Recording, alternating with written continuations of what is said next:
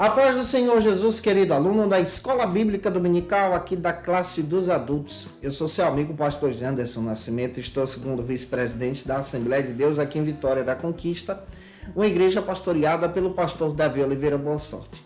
E hoje, pessoal, para a glória de Deus, nós chegamos na lição de número 9, onde nós vamos trabalhar um tema muito legal. Hoje nós vamos estudar sobre as histórias e as poesias que falam coração, ou seja, nós vamos estudar hoje sobre os livros históricos do Antigo Testamento e os livros poéticos. Você que está chegando por aqui pela primeira vez, aproveita, se inscreve no nosso canal, passe a ser um dos nossos alunos. Deixa aí teu likezinho, teu joinha, porque isso ajuda muito a gente a falar de Jesus e a alcançar mais vidas para Cristo. Deixa teu comentário também, hashtag Glória a Deus. Eu estou comentando as lições de adultos, jovens, juvenis, discipulado, adolescentes, vencedores, discipulado dinâmico, discipulado de novos convertidos. Você acha tudo isso, todas as classes, na descrição desse vídeo. É só clicar, ficar à vontade e navegar, tá bom? Se você desejar poupar o teu tempo, você é professor, está querendo preparar a tua aula, eu tenho um material que vai te ajudar. É só você se tornar um dos nossos assinantes no Facilita EBD. Lá você vai encontrar o esboço da minha aula, que eu preparo a minha ministração aqui para você, com todos os versículos organizados para te ajudar também. Você vai encontrar o slide para dinamizar aí na tua ministração, tá muito legal os nossos slides, viu? Vai te ajudar muito em Jesus. Além do que, quem se torna assinante tem o benefício de receber o treinamento para professores da escola bíblica, o nosso workshop de pregação. A nossa assinatura é trimestral, gente, é de 3 em 3 meses. Vale muito a pena para te ajudar em Jesus, para que você então cresça na escola bíblica dominical. Que Deus te abençoe, vamos deixar de conversa e vamos então para a aula de hoje em nome do Senhor Jesus.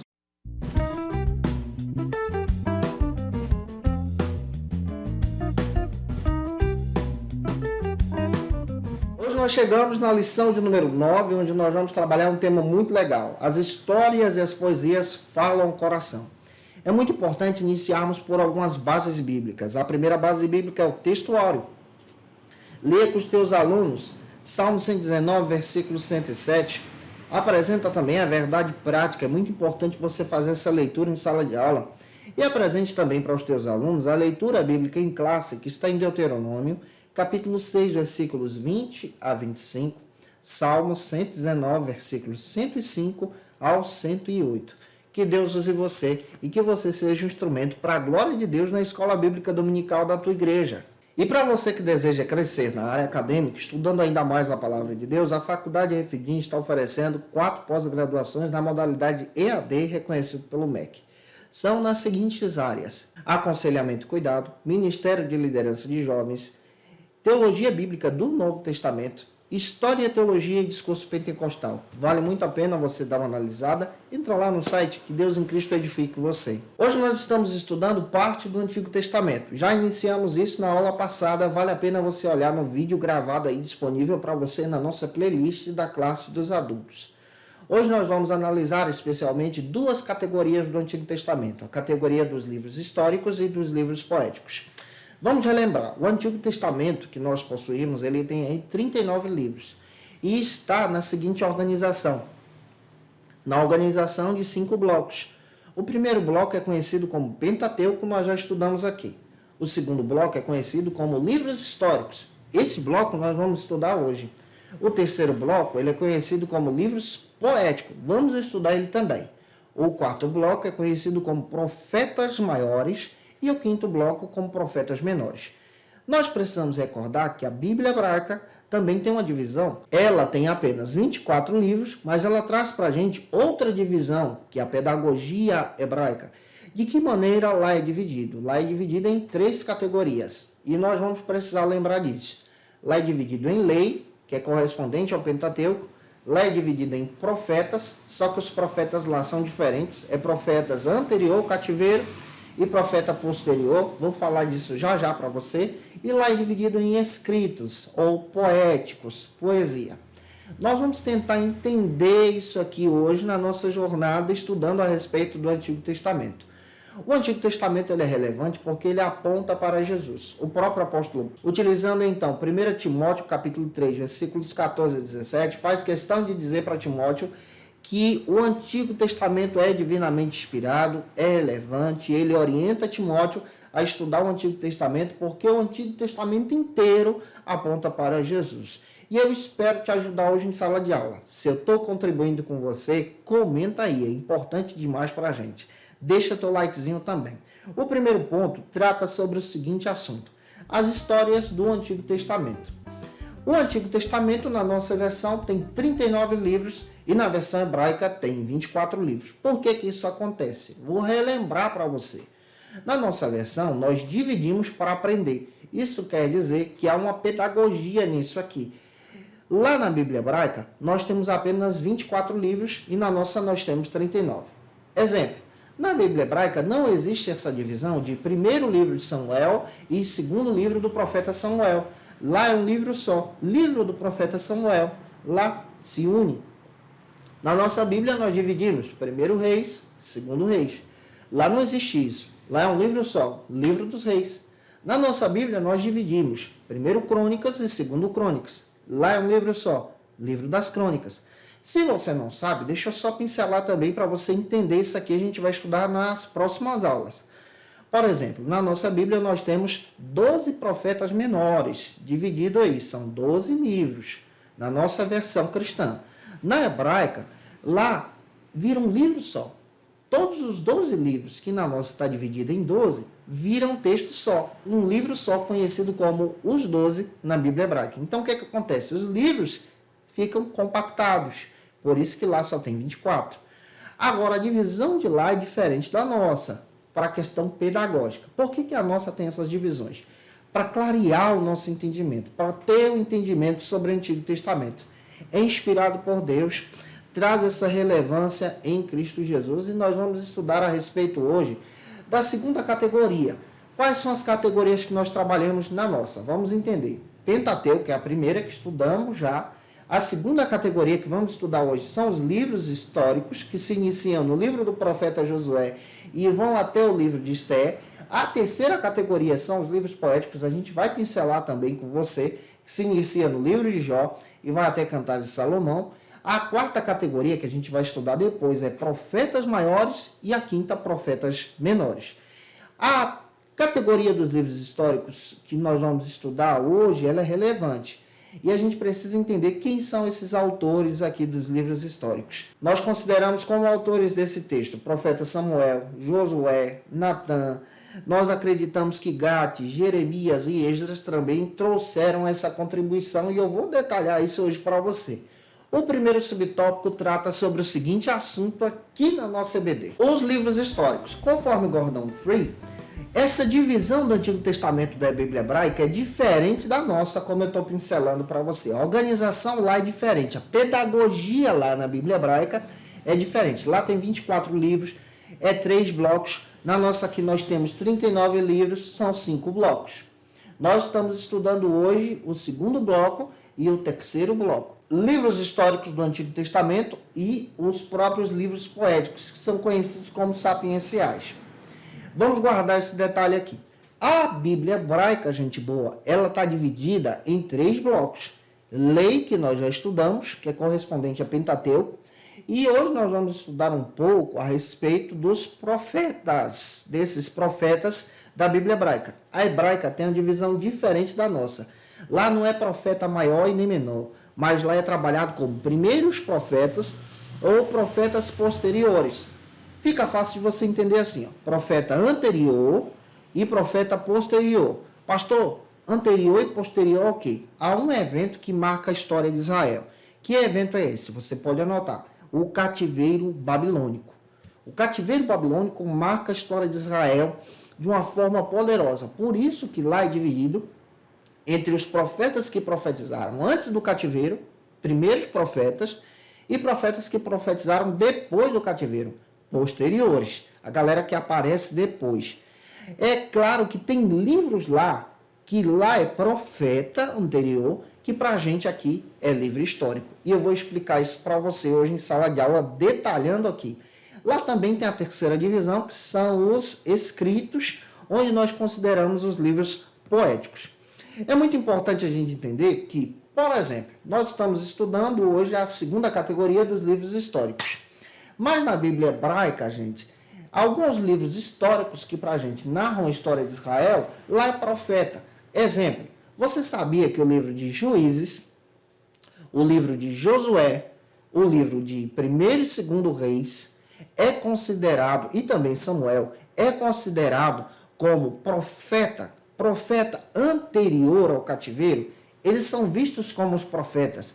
E isso é muito legal, porque traz uma riqueza para a gente. O Josué da Bíblia, na nossa Bíblia, lá é visto como o profeta Josué. O profeta Samuel é visto como profeta lá. Nós olhamos para o livro de 1º Reis, 2º Reis, e esse texto é considerado como livro profético. Por causa de quem? De 2 profetas, Elias e Eliseu. É muito forte entender isso aqui e compreender essa questão. Eu espero que você em Cristo seja edificado.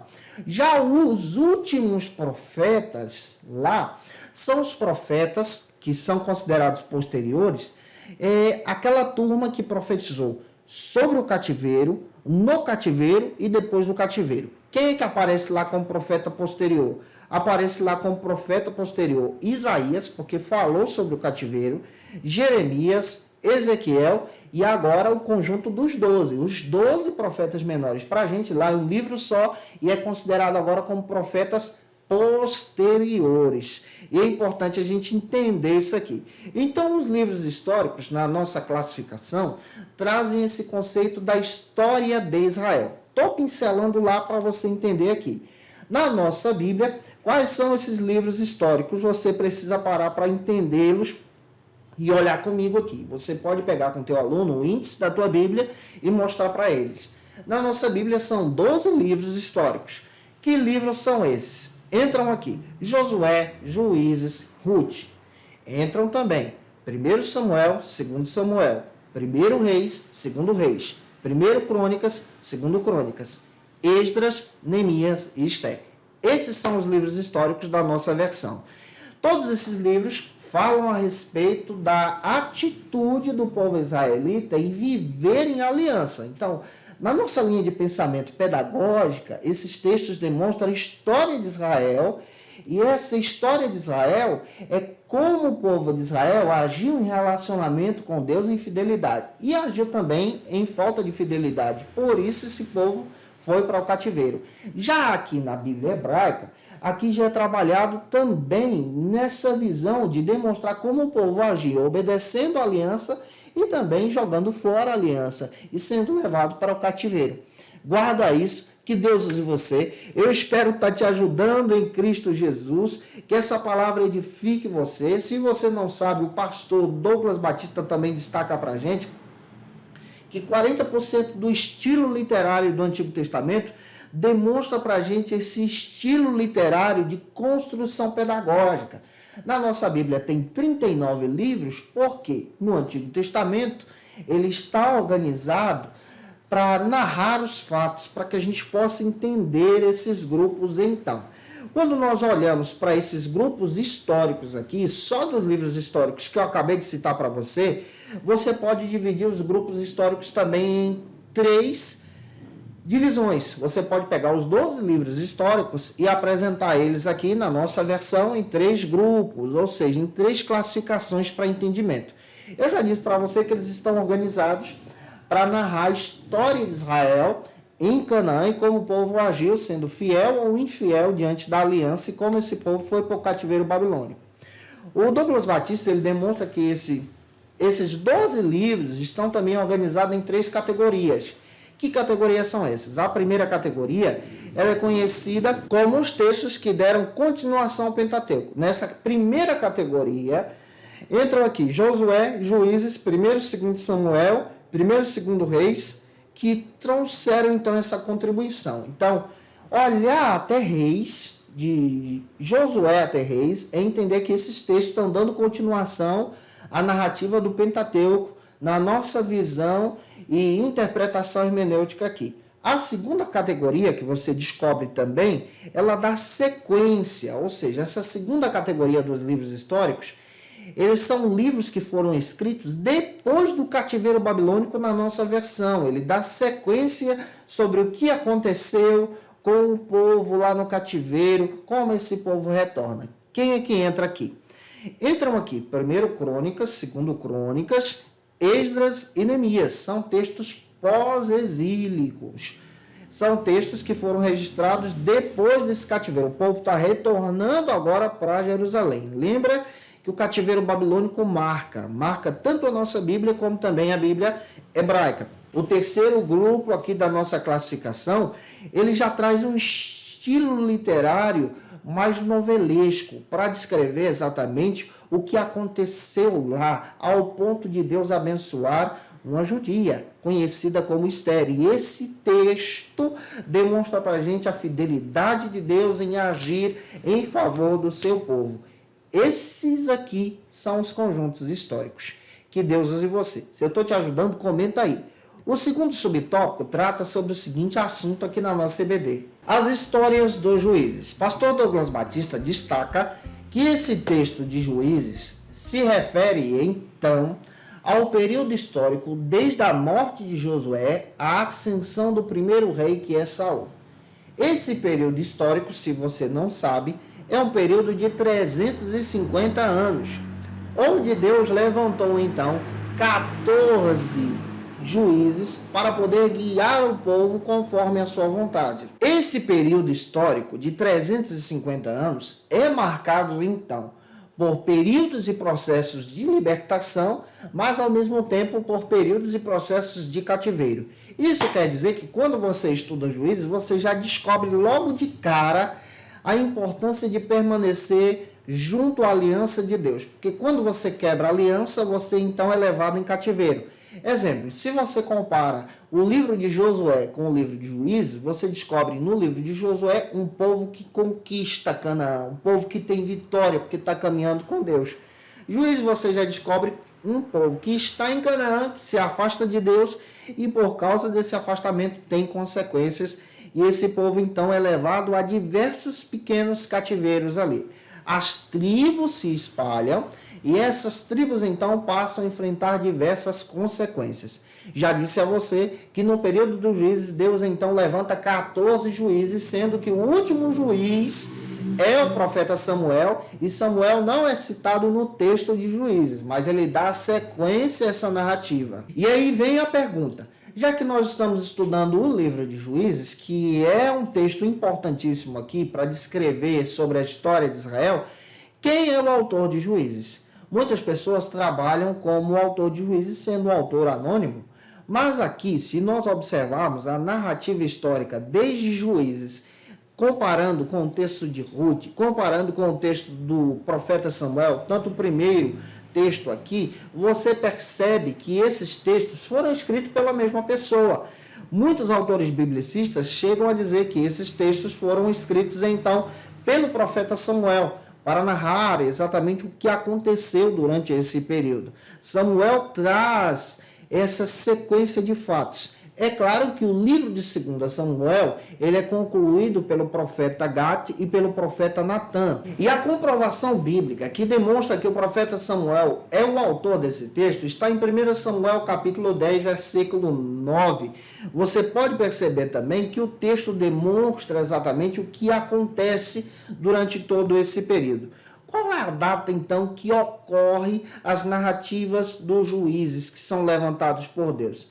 Essas datas são datas fixas. Por quê? Porque nós podemos contar essas datas a partir da morte de Josué, assim como até o período do processo do reinado de Salomão. Nós podemos adotar a data de 1445 a partir dessa contagem da saída do povo de Deus do Egito, a partir do Êxodo, e também tentando narrar essa história com a ascensão do próprio Salomão anos mais tarde, como está registrado na própria Bíblia. Você percebe então que a data histórica do livro de Juízes traz essa ideia então de um período, de um processo histórico de 350 anos. E aí vem a pergunta também: quem são esses juízes que foram levantados por Deus? São 14 juízes, se nós colocarmos e encaixarmos aqui o profeta Samuel. O primeiro juiz que se apresenta é Otniel. Ele é da tribo de Judá e ele é levantado por Deus. E ele trabalha com esse juizado durante um período de 40 anos. Ele liberta o povo de Deus da opressão dos amorreus. que estavam oprimindo, escravizando especialmente o povo israelita por 8 anos. Isso está presente lá no capítulo 3, versículos 7 ao 11. O segundo juiz que se levanta é o Eude. Ele é da tribo de Benjamim. Ele trabalha depois dessa libertação durante um período de 80 anos. E ele liberta os israelitas dos moabitas que estavam sendo escravizados durante um período de 18 anos. Isso está presente no capítulo 3, versículo 12 ao 30. Depois aparece um juiz conhecido como Sagar. A Bíblia não dá informação de que tribo ele era e nem quanto foi o período do seu juizado. Mas ele libertou o povo de Israel dos filisteus. Isso está presente no capítulo 3, versículo 31. Depois nós encontramos a narrativa bíblica que Deus então levanta uma profetisa conhecida como Débora para ser juíza. Ela é da tribo de Efraim. Ela traz um juizado, um reinado durante 40 anos de libertação e ela liberta o povo israelita dos cananeus que sofriam um período e um processo de juízo durante 20 anos. Isso está presente no capítulo 4 e 5 de Juízes. Nós também encontramos outro juiz que é levantado por Deus, conhecido como Gideão. Ele é da tribo de Manassés. Ele traça o seu período e processo de reinado de juizado durante 40 anos. Ele liberta os israelitas do povo opressor, os midianitas, que estavam escravizando então o povo de Deus durante um processo de 7 anos.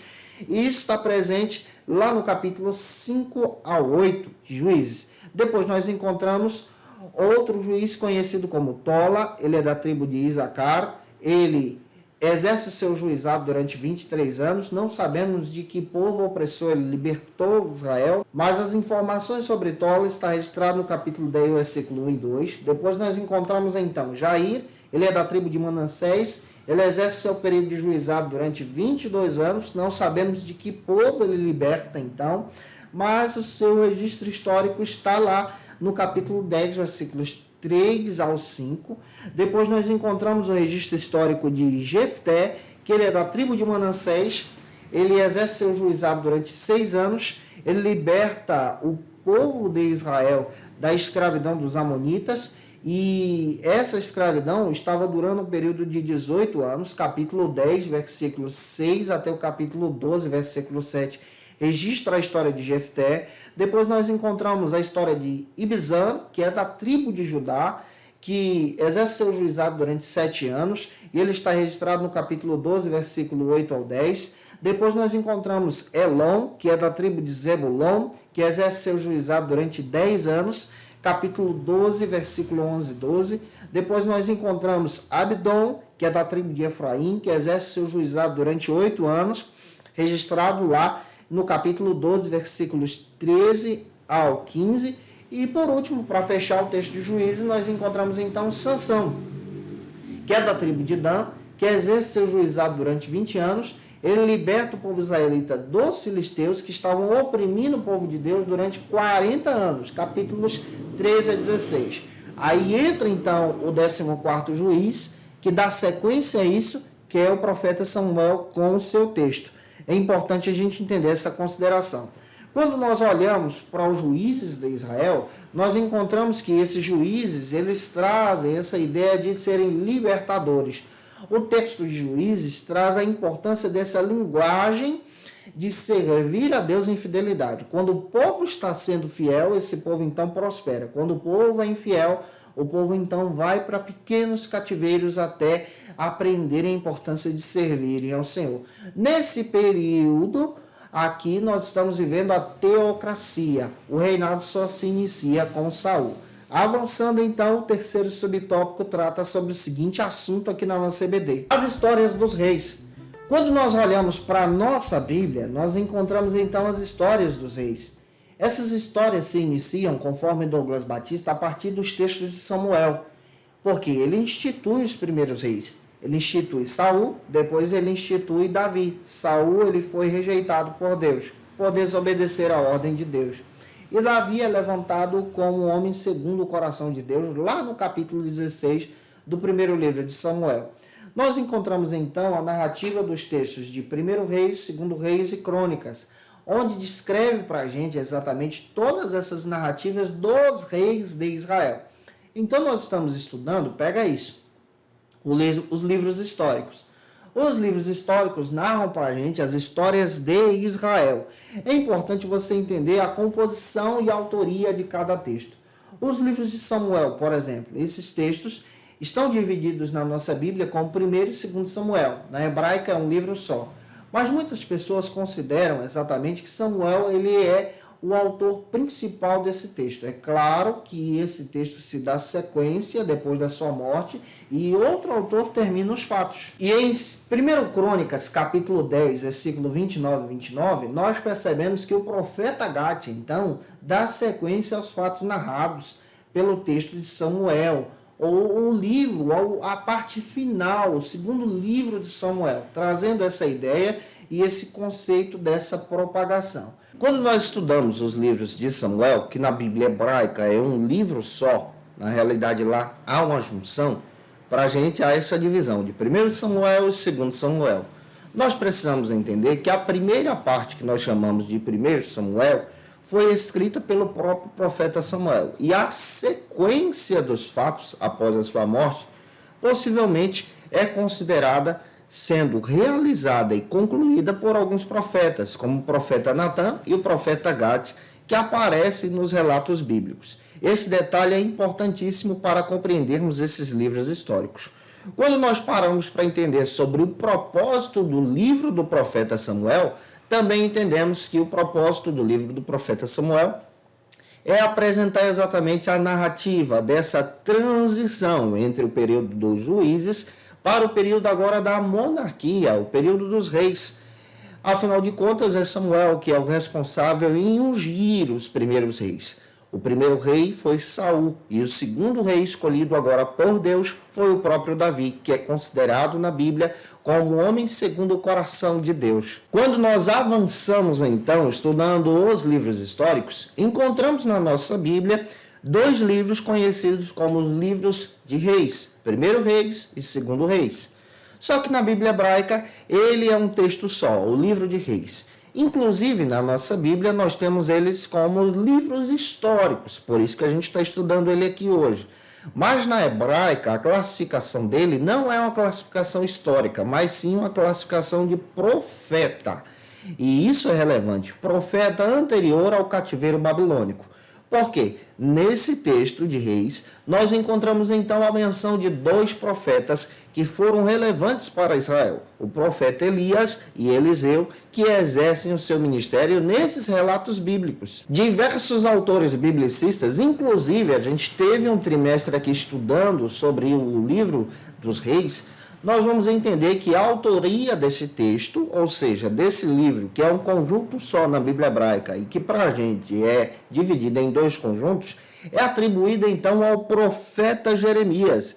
Isso está apresentado exatamente nessa visão piedosa lá no livro de 2 Reis, capítulo 25, versículos 27 ao 30, pelo estilo literário do próprio profeta Jeremias. Esse detalhe é importantíssimo, até mesmo para levarmos em consideração aqui. Então, Jeremias é possivelmente o autor de Reis. Quando nós paramos para entender sobre o propósito do livro dos reis, nós descobrimos também outros detalhes. E o autor de Reis, tanto do primeiro livro como do segundo livro, é um grande admirador do rei Josias. Esse rei que traz um verdadeiro avivamento para Israel. Quando nós olhamos para esse contexto bíblico aqui, nós entendemos muito bem a relevância desse texto, porque o livro acaba apresentando para a gente, desde esse processo de avivamento ao processo da queda do povo de Deus. Citando então a queda pelo cativeiro assírio, esse cativeiro assírio que acontece na narrativa bíblica, que leva então as tribos conhecidas agora como Israel, as 10 tribos, para esse cativeiro assírio e de lá nunca mais voltam. E ele também cita para a gente a narrativa bíblica da queda agora de Jerusalém, das tribos de Judá e Benjamim, o povo de Judá, que é levado agora em cativeiro para a Babilônia. Essa queda é um marco precioso demonstrado então nesse texto. Para a gente, na nossa classificação, nós consideramos então como livros históricos. Por quê? Desde o livro de Josué até o livro de Esther, nós temos essas narrativas de como o povo se comportou então em Canaã e qual foi a reação desse povo em servir a Deus e também se afastar de Deus.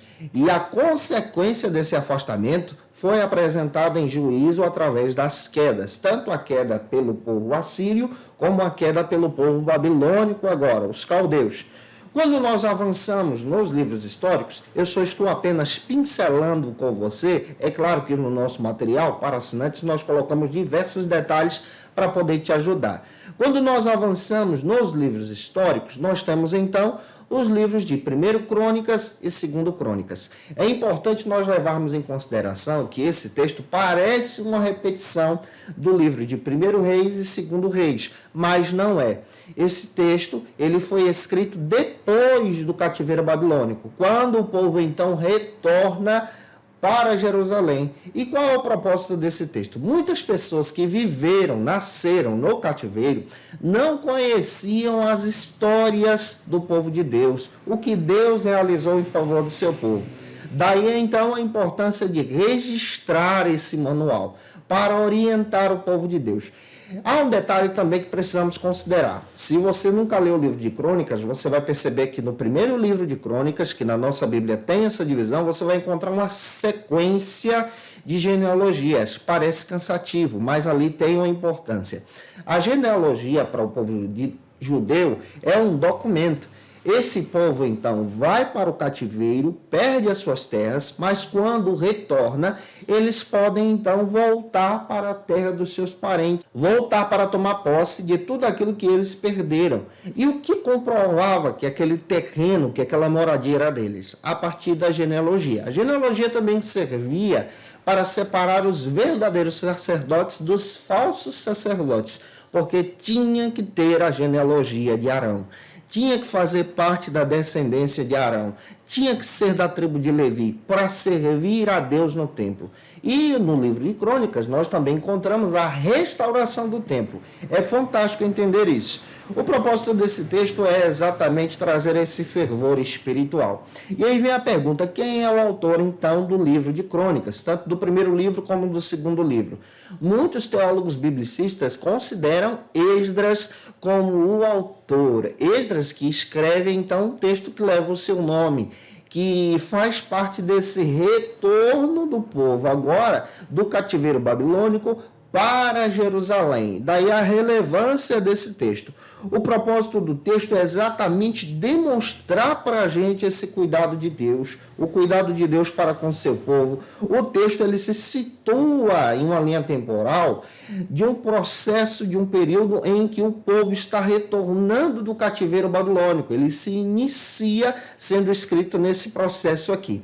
Eu espero estar te ajudando. E eu espero que Deus em Cristo edifique você. Se eu estou contribuindo contigo até aqui, por gentileza, coloca aí teu comentário, participe conosco nessa ministração.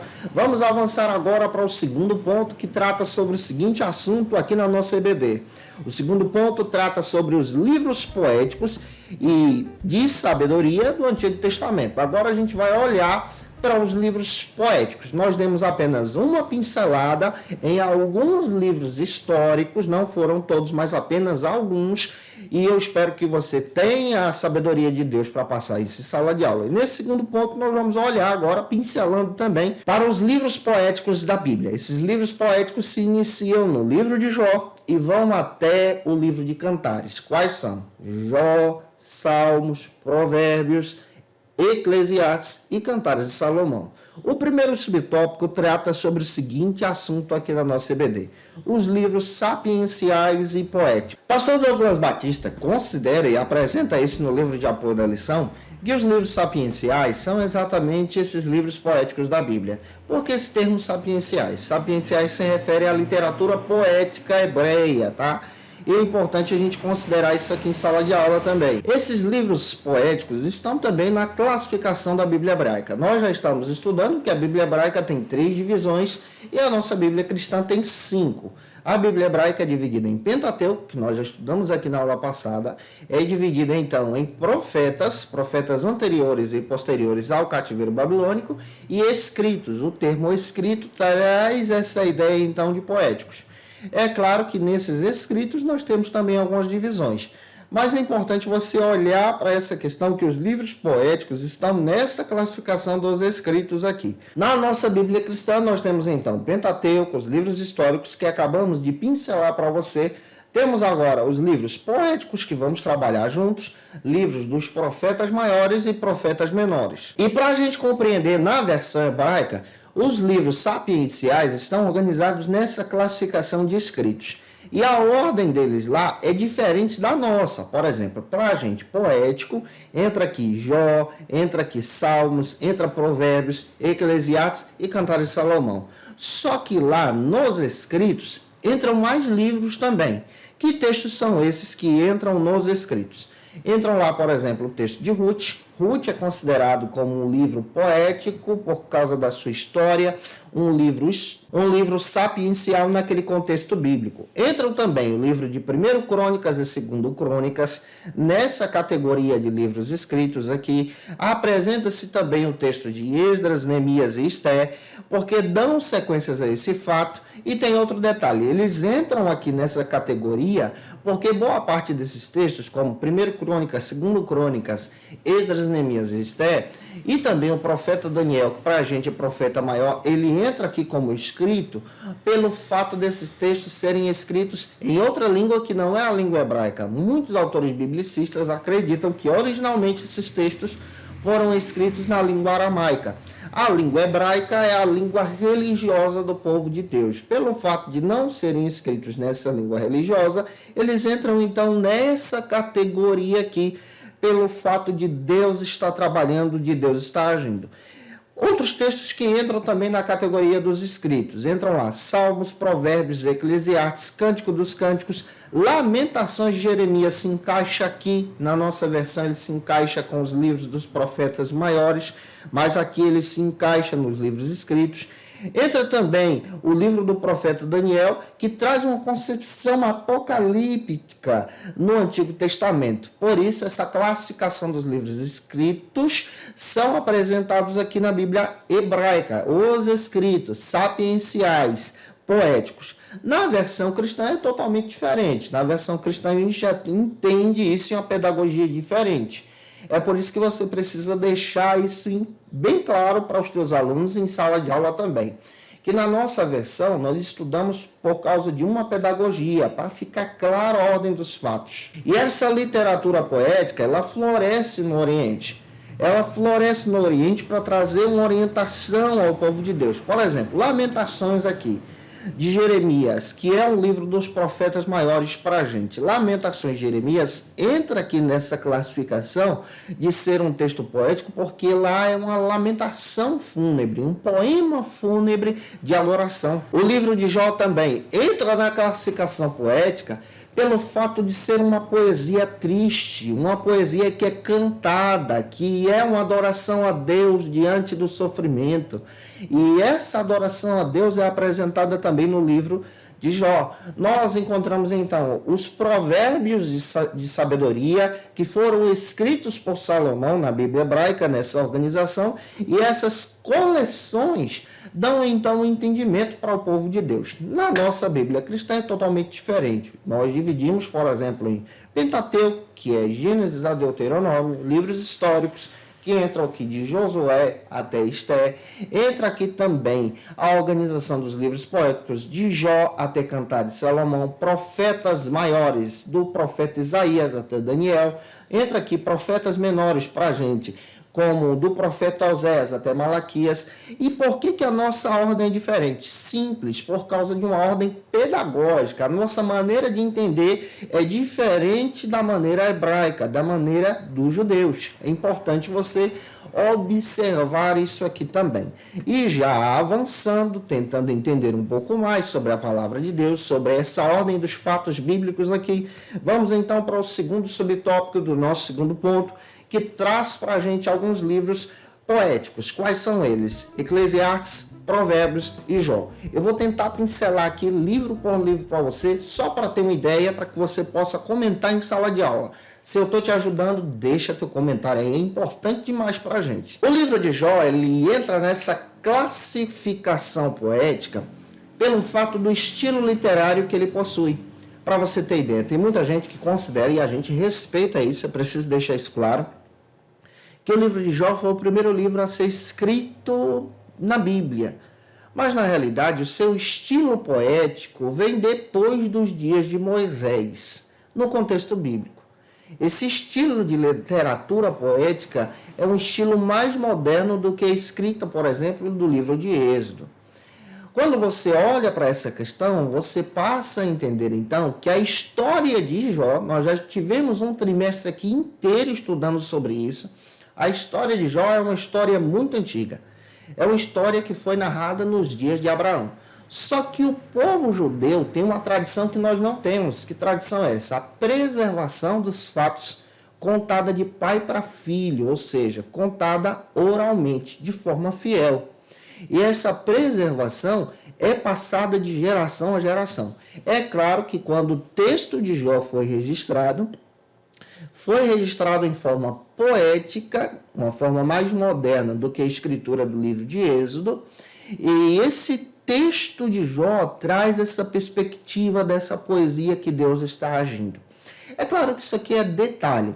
Nós respeitamos quem considera esse texto como o primeiro livro a ser escrito da Bíblia, mas nós entendemos que o primeiro livro a ser escrito da Bíblia foi o livro de Êxodo, pelo fato da escrita ser mais antiga, pelo fato de ser a espinha dorsal do Antigo Testamento, pelo fato também de compreendermos que dentro do livro de Êxodo existe um livro sagrado conhecido como o livro da aliança, que está entre o capítulo 20 ao 24. Todos os profetas do Antigo Testamento apontam para o Êxodo, daí a importância desse texto. E depois isso foi organizado. Para você ter ideia, os profetas, quando profetizavam, diziam: aviva, Senhor, a tua obra como antes, apontando para quê? Para o passado, para antigamente, renova os nossos dias como antes. Antigamente como? Antigamente nos dias de Êxodo, nos dias em que o texto foi escrito por Moisés. Porque naqueles dias o povo dependia de Deus, o povo estava na presença de Deus. Oséias, capítulo 11, ele cita: quando Israel era menino, eu o amei. Se referindo ao quê? Quando o povo dependia exclusivamente de Deus. Mas vamos voltar para Jó. Jó aqui, ele tem uma história muito antiga, datada desde os dias de Abraão. A relevância desse texto é fundamental. E a preservação dessa história foi levada oralmente. A escritura de Jó é uma escritura poética, por isso que essa escritura moderna, que já é mais moderna do que o livro de Êxodo, está nessa classificação dos escritos da Bíblia hebraica. Quando você percebe, então, essa classificação, você descobre muito bem que o livro de Jó traz para a gente uma organização fundamental de apresentar o presente de Deus, a ação de Deus em cuidar da gente, mesmo diante do sofrimento. O livro de Jó também aponta para Jesus. Quando você pega, por exemplo, o texto de Jó 19, versículos 25 e 26, você pode ler esse texto em sala de aula. Jó ele levanta uma oração fantástica aqui no seu texto, em apresentar um clamor, uma oração, clamando pelo Redentor. E ele diz: olha, porque eu sei que o meu Redentor vive e que por fim se levantará sobre a terra. Olha que coisa linda que temos aqui. Para demonstrar a crença e a fidelidade de Jó em servir a Deus. Por isso que esse fato do texto é apresentado de forma poética. Muitas pessoas também consideram que o livro de Jó originalmente é um livro cantado, é uma adoração a Deus, é uma adoração de lamento, é uma adoração de súplica, de clamor ao Senhor. Leva isso em consideração e espero que Deus te use, tenha sabedoria em passar esses fatos também para os teus alunos. O segundo livro que eu quero destacar para você, que está apresentado aqui no nosso texto, especialmente na nossa lição, no segundo subtópico, nós vamos observar agora o livro de Provérbios. É claro, gente, que eu estou só pincelando para você, mas você pode ter acesso ao meu esboço, a minha narrativa, que está toda aqui detalhada para você crescer em Jesus também, se tornando um dos nossos assinantes no Facilita EBD. O livro de Provérbios traz para a gente uma narrativa poética também. O texto foi escrito por Salomão.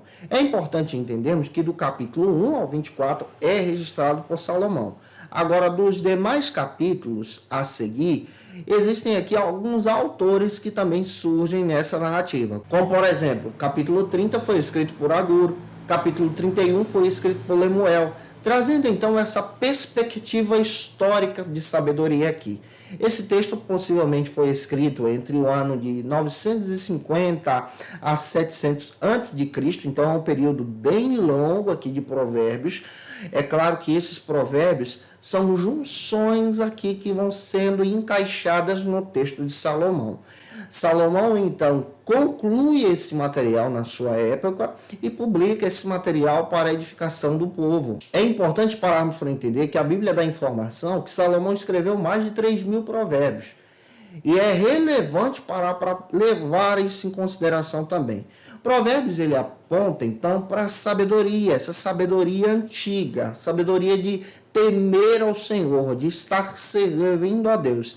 Então, quando nós lemos o livro de Provérbios, nós também encontramos Jesus. Jesus é a verdadeira sabedoria do livro de Provérbios. Jesus é o centro da sabedoria. E essa sabedoria apresentada por Jesus é uma sabedoria que aponta para a justiça de Deus, para o amor de Deus, para a graça de Deus.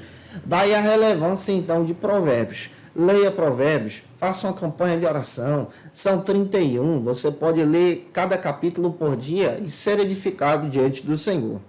O último texto que eu quero apresentar também nessa classificação aqui de poéticos, entra-se aqui o livro de Eclesiastes.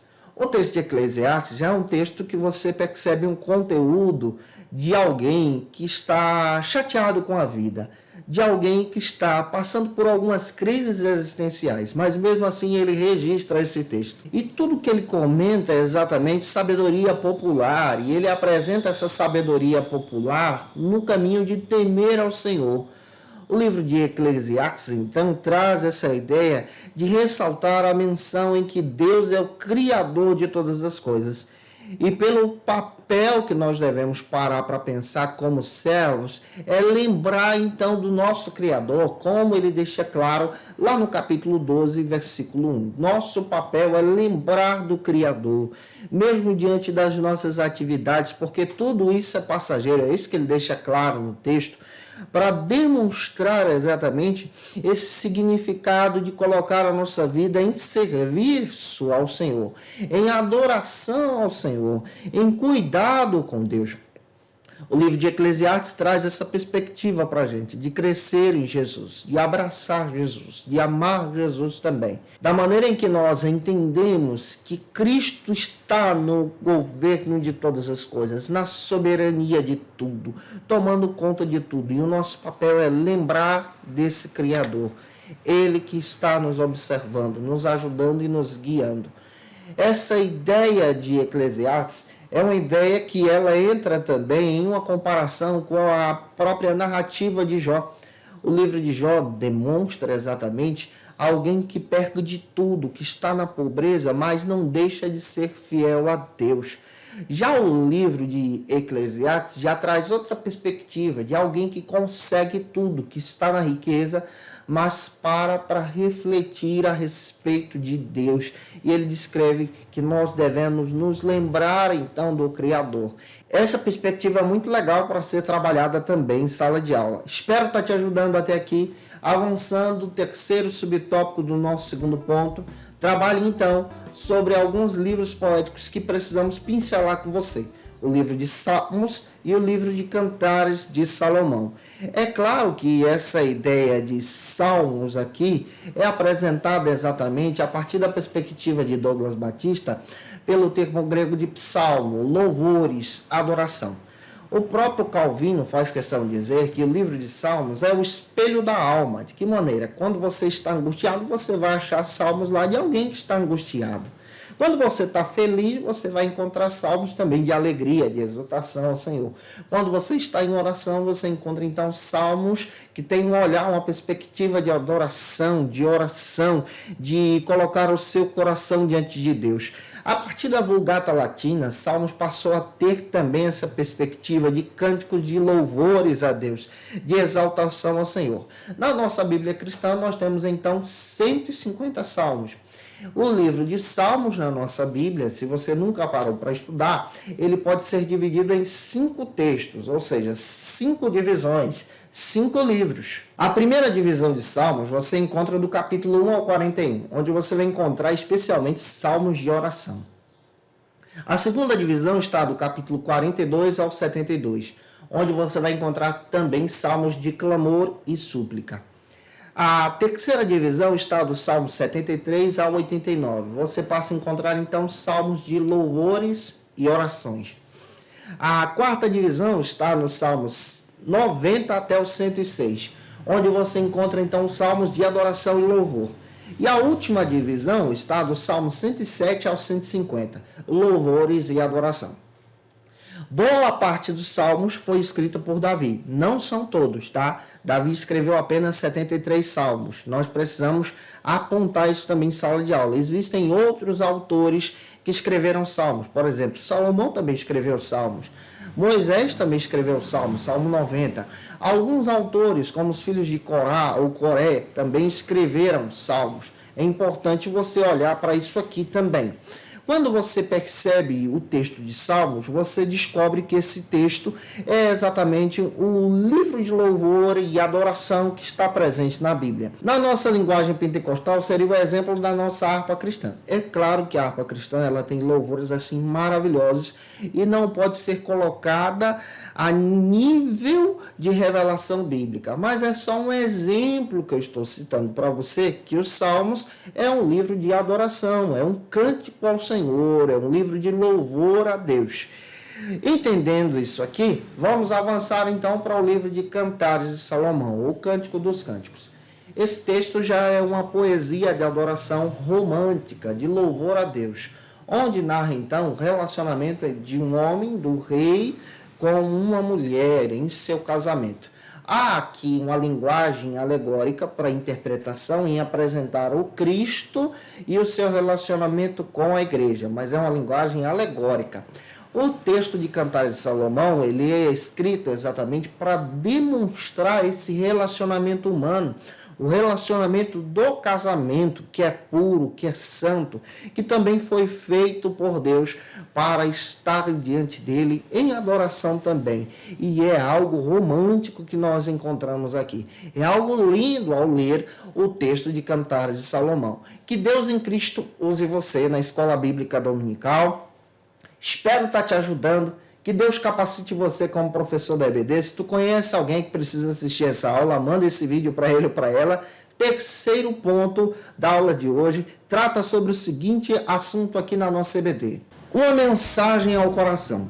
A Bíblia traz uma mensagem ao nosso coração. Então, quando nós estudamos os livros históricos e poéticos, entendemos que os poéticos agora se encaixam nessa narrativa histórica aqui. Se encaixam nesse contexto. Os livros poéticos e históricos estão também entrelaçados e falam também ao nosso coração.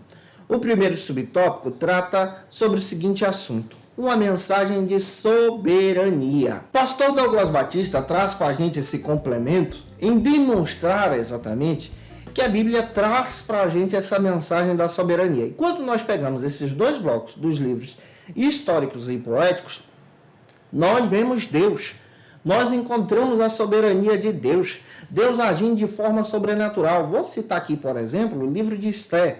Você não encontra a menção do termo Elohim, você não encontra o nome de Deus lá, Yahvé lá, mas você encontra Deus agindo lá, nas entrelinhas, Deus agindo de forma soberana, cuidando do seu povo, cuidando também de você. Quando você lê, por exemplo, o texto de Jó, que é um livro poético, você percebe que Deus está lá no controle de tudo. cuidando do seu servo, agindo de forma soberana.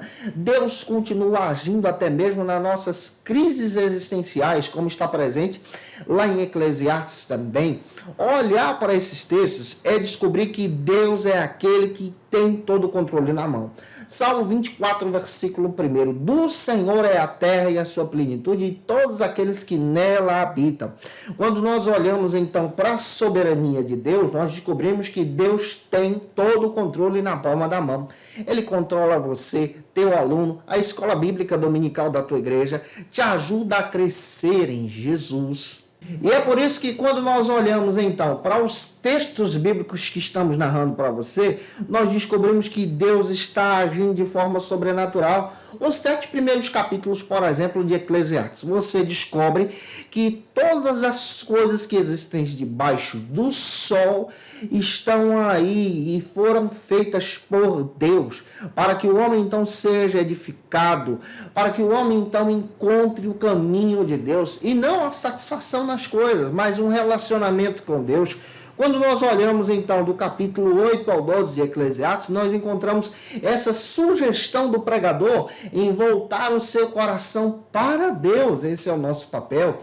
O nosso coração, ao lermos a Bíblia, precisa voltar para Jesus, precisa estar em Jesus, e que Deus edifique você desde a sua juventude até a sua eternidade, servindo a Deus de todo o teu coração.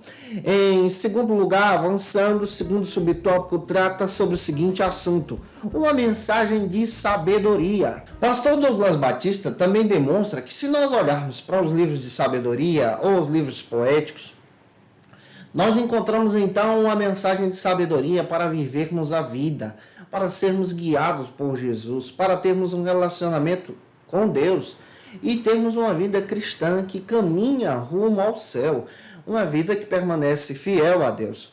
Pastor Roy Zuck, em seu texto Teologia do Antigo Testamento, ele destaca essa sabedoria da seguinte maneira: quando você olha para essa sabedoria bíblica, observando, por exemplo, a sabedoria de Provérbios, você percebe essa sabedoria de Deus na criação de todas as coisas. Se Deus que cria todas as coisas, Ele que é sábio e nos envolve então em responsabilidades. Nós percebemos também o valor dessa sabedoria sendo apresentado também no texto de Provérbios, em demonstrar a importância de sermos sábios e buscarmos essa sabedoria como um tesouro. Provérbios 2, versículo 4.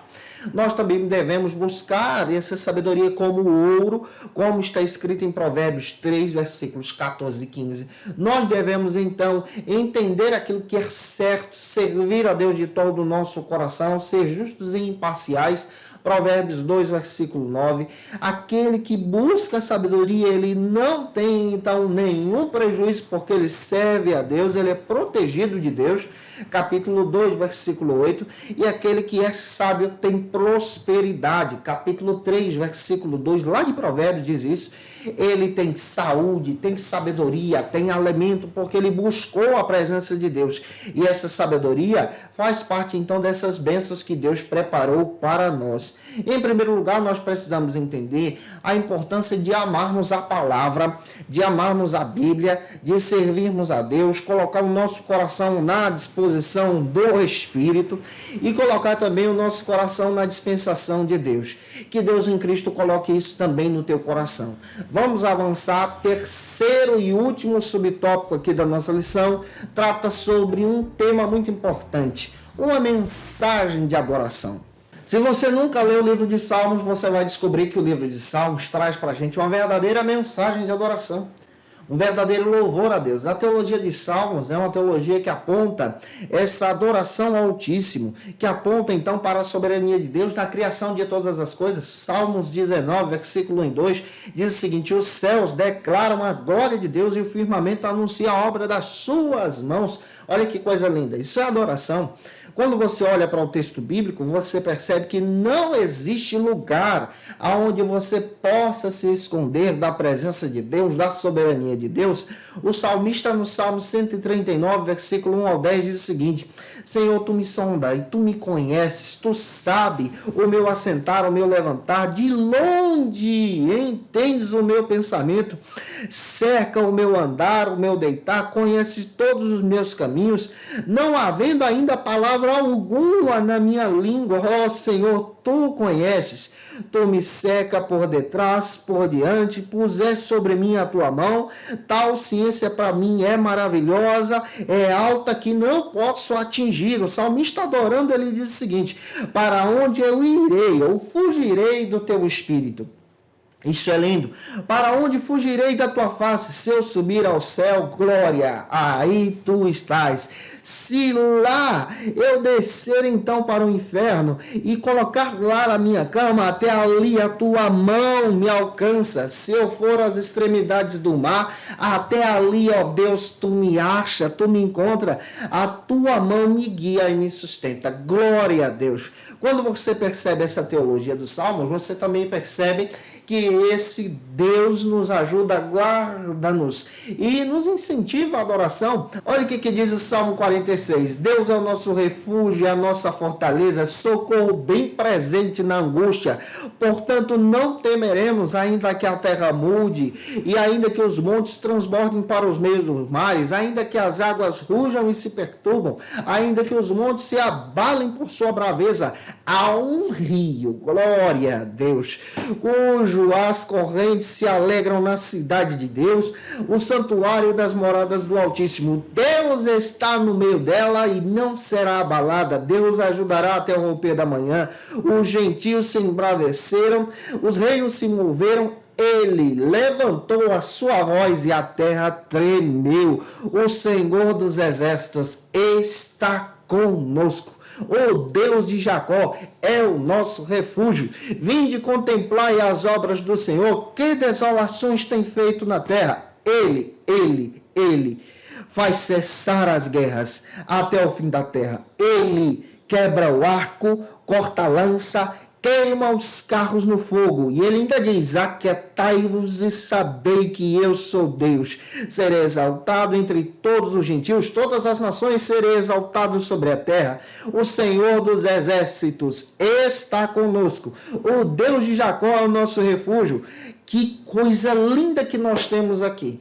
Entender essa sabedoria e essa adoração presente nesses livros históricos e poéticos é descobrir como Deus, ele trabalha. Olhar para a teologia de Salmos é descobrir que Deus existe, é descobrir que ele é soberano, é descobrir a respeito da sua santidade, é descobrir a importância de estarmos em adoração e que Deus coloque isso em você também. Que o Espírito Santo de Deus trabalhe no seu coração. Se eu te ajudei hoje em sala de aula, pelo amor de Deus, coloca teu comentário aí, teu likezinho também, manda esse vídeo para alguém, tira uma foto, marca a gente no Instagram, segue a gente lá, gente boa. E se você está afastado de Jesus, quer voltar para Cristo, quer retornar ao Senhor, quer servir a Deus, eu vou orar por você. Você pode escrever uma mensagem aí, nós vamos estar intercedendo por você, dizendo: olha, eu quero voltar para Jesus, ou usar o teu celular com leitor de QR Code, escanear esse QR Code que está aí na tela, a nossa equipe de discipulado vai entrar em contato com você também. Estamos aqui para interceder por sua vida. E claro que eu quero trazer também algumas dicas de leitura para te ajudar a crescer em Jesus, para a glória de Deus. Como dica de leitura, eu quero apresentar para você o texto do Douglas Batista. Esse material pode te ajudar a construir a tua aula também. Você encontra ele na editora CPAD. Como dica de leitura, se você quer aprofundar sobre o Antigo Testamento, a história de Israel, no Antigo Testamento, Samuel Schultz, esse material muito legal, pode te ajudar a crescer em Jesus. Como dica também, quero apresentar para você o texto do Stanley Ellison, Conheça Melhor o Antigo Testamento. É um material muito relevante para você que quer crescer em Jesus. Outro material espetacular é o material Introdução ao Antigo Testamento, do Raymond Dillard e do Longman. Esse material muito bom para você que quer estudar aí o Antigo Testamento, dando aquela aprofundada. E Teologia do Antigo Testamento, quero indicar aqui o texto do Roy Zuck, da editora CPAD. Esse material é muito bom e pode te ajudar também a aprofundar os teus conhecimentos em Cristo, tá?